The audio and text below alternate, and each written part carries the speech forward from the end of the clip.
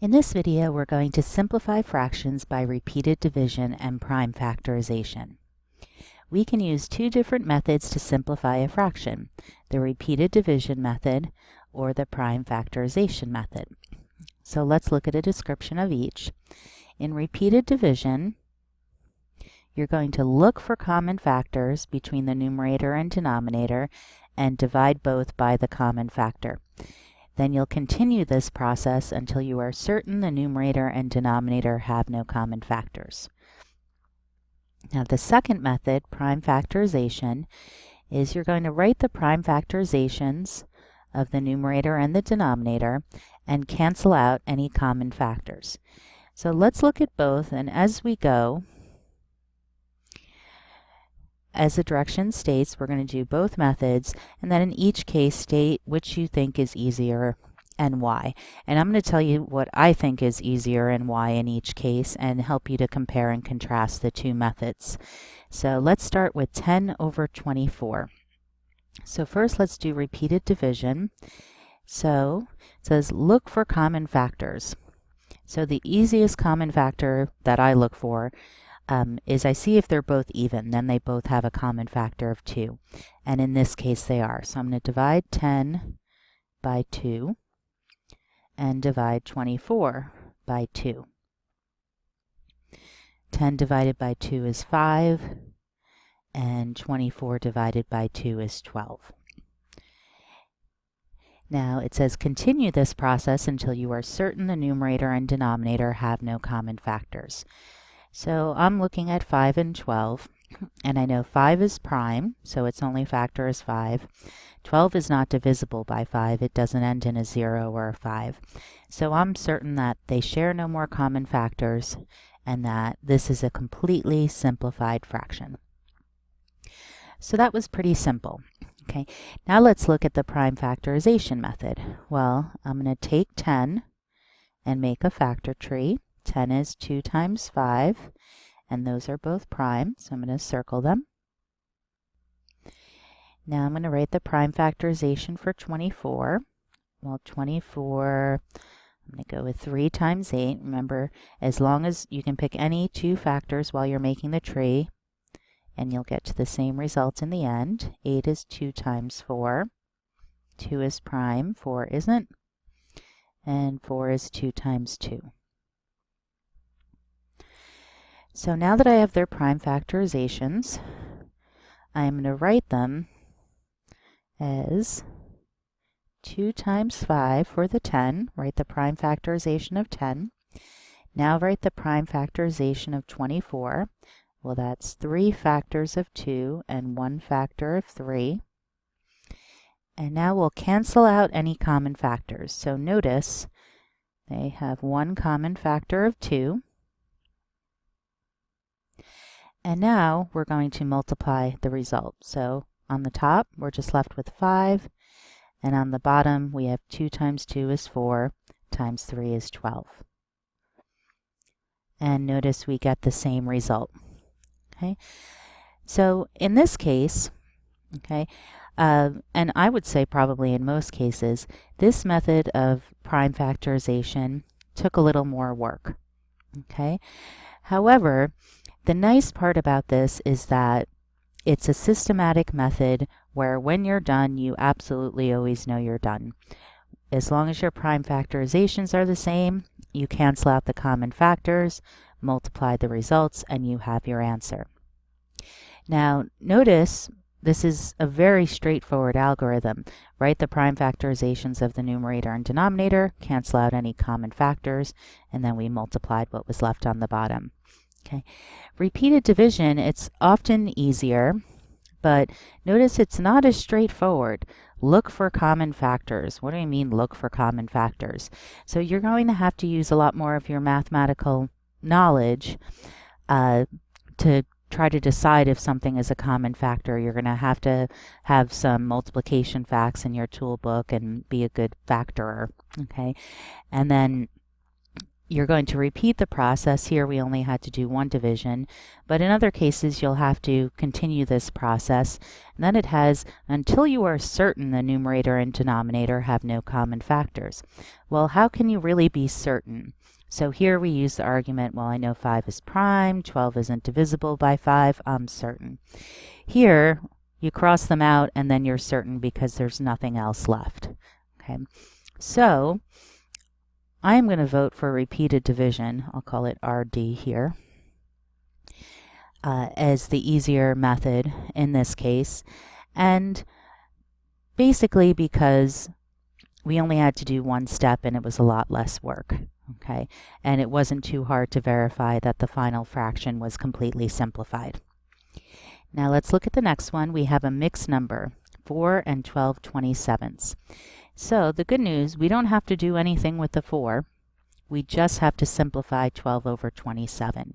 So when you're asked to simplify a mixed number answer, you just need to look at the fraction.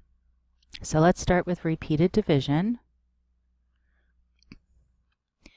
So we have 12 and 27. Okay, I'm not putting equals here because I'm not including the 4, so these aren't exactly equal. So 12 and 27, well, do they have any common factors? So they're not both even, but they're both divisible by 3. So I'm going to divide the top and the bottom by 3.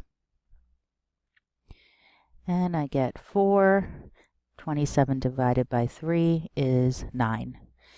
Now, 4 is even, it's divisible by 2 factors of 2. 9 is divisible by 2 factors of 3. So this is completely simplified. But don't forget to, when you write your final answer, to put the whole number part of the mixed number back. So 4 and 4/9. Now, again, the prime factorization method is going to take us a little longer. So 12 factors as 3 times 4, and 4 is 2 times 2. 27 factors as 3 times 9, and 9 is 3 times 3. So their prime factorizations are 12 we'll write as 2 times 2 times 3.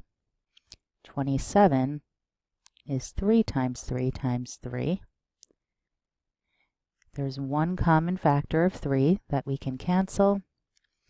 And now we'll write 2 times 2 is 4, 3 times 3 is 9.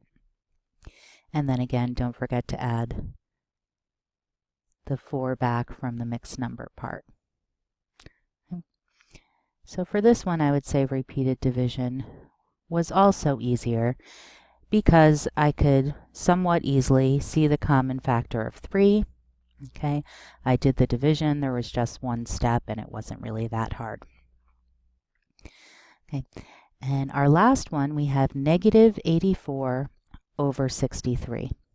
Now the fact that it's negative isn't going to come into play here. Okay, we're just going to look at 84 over 63. Those are our two numbers we're interested in. So just like the mixed number, it's a different type of number, but you just have to look at the fraction part.